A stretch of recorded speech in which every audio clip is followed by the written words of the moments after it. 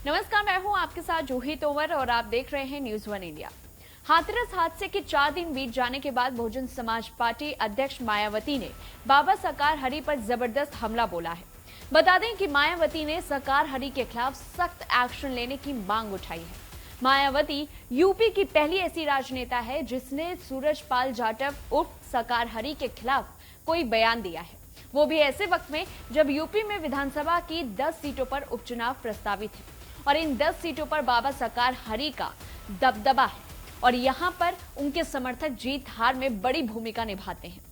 इसी वजह से हो सकता है कि जो राजनेता मुद्दा ढूंढने का कोई भी मौका नहीं छोड़ते हैं, आज वही नेता चुप कैसे हैं। क्यों नहीं किसी ने भी बाबा को लेकर कोई भी बयान नहीं दिया। यही एकमात्र वजह उपचुनाव है जिसमें भोले बाबा की बड़ी भूमिका रहती है और यही वजह है कि सभी राजनेताओं ने इस पूरे मामले को लेकर चुप्पी साध रखी है। बाबा साकार हरि हाथरस हादसे को लेकर सुर्खियों में है। आरोप है कि उनके सत्संग के बाद हाथरस के सिकंदराराव क्षेत्र के फुलरई में भगदड़ मच गई, जिसके कारण 121 लोगों की मौत हो गई। यूपी पुलिस ने मामले में न्यायिक जांच के आदेश दिए हैं। हादसे के 4 दिन बाद मायावती ने नारायण हरि साकार उर्फ भोले बाबा को लेकर तलक टिप्पणी की है। उन्होंने एक्स पर पोस्ट करते वक्त क्या कुछ लिखा है, चलिए आपको दिखवा दें। देश में गरीबों, दलितों व पीड़ितों को अपनी गरीबी व अन्य सभी दुखों को दूर करने के लिए हाथरस के भोले बाबा जैसे अनेकों और बाबाओं के अंधविश्वास, पाखंडवाद के बहकावे में आकर अपने दुख व पीड़ा को और नहीं बढ़ाना चाहिए।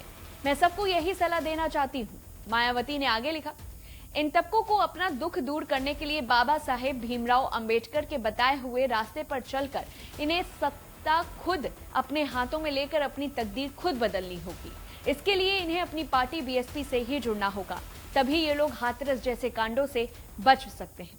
बसपा सुप्रीमो ने बाबा पर कार्रवाई की भी मांग की है। उन्होंने अपने एक और पोस्ट में लिखा है, हाथरस कांड में बाबा भोले सहित अन्य जो भी दोषी हैं, उनके विरुद्ध सख्त से सख्त कार्रवाई होनी चाहिए। ऐसे अन्य और बाबाओं के विरुद्ध भी कार्रवाई होना जरूरी है। इस पूरे मामले में सरकार को अपने राजनीतिक स्वार्थ में ढीला नहीं पड़ना चाहिए। वहीं अब देखा जाए तो यूपी की सत्ताधारी पार्टी हो या विपक्षी, हाथरस हादसे पर अब तक किसी ने भी बाबा के खिलाफ खुलकर मोर्चा नहीं खोला है। इन पार्टियों का फोकस मुआवजे और पीड़ित को हक दिलाने पर हो रहा है। सपा ने प्रशासनिक लापरवाही को जरूर मुद्दा बनाया है, लेकिन उसने बाबा के खिलाफ कोई बड़ी टिप्पणी नहीं की है। उल्टा पार्टी के महासचिव राम गोपाल यादव ने बाबा को बेकसूर बता दिया। देखिए, इन सब की 2 बड़ी वजह हो सकती है। पहला है, मैनपुरी से लेकर आगरा तक के इलाकों में बाबा के भारी तादाद में भक्त हैं और इन इलाकों में लोकसभा की 10 और विधानसभा की कम से कम 50 सीटें हैं। दूसरी वजह ये कि बाबा दलित समुदाय से आते हैं और उनके अधिकांश समर्थक भी इसी जाति के हैं। यूपी में दलित समुदाय की आबादी 22% है, जिसमें 13% जाटव है। वहीं ऐसे में सवाल सबसे बड़ा ये उठता है कि फिर मायावती ने बाबा के खिलाफ मोर्चा खोलकर इतना बड़ा रिस्क आखिरकार क्यों उठाया है। आपको बता दें कि 1990 से लेकर 2022 तक पश्चिमी यूपी और आलू बेल्ट के इलाके में बीएसपी का मजबूत दबदबा था, लेकिन 2022 के बाद इन इलाकों से बीएसपी बुरी तरह हार रही और यूपी में वर्तमान में बीएसपी के सिर्फ एक विधायक हैं, जबकि उसके सांसदों की संख्या की अगर बात करें तो वो 0 पर पहुंच चुकी है।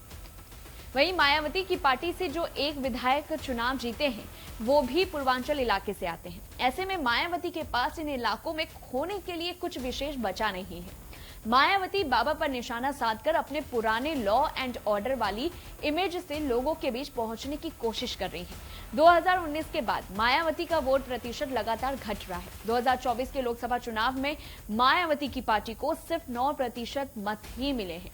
आमतौर पर मायावती का वोट 80 से 20% के आसपास रहा है। मायावती का बाबा पर निशाना साधने को इस नजरिए से भी देखा जा रहा है। मायावती ने अपने बयान में बीएसपी को दलितों की पार्टी बताई है और लोगों से ये अपील की है कि उनके दुख को कोई बाबा नहीं बल्कि सरकार ही खत्म कर सकेगा।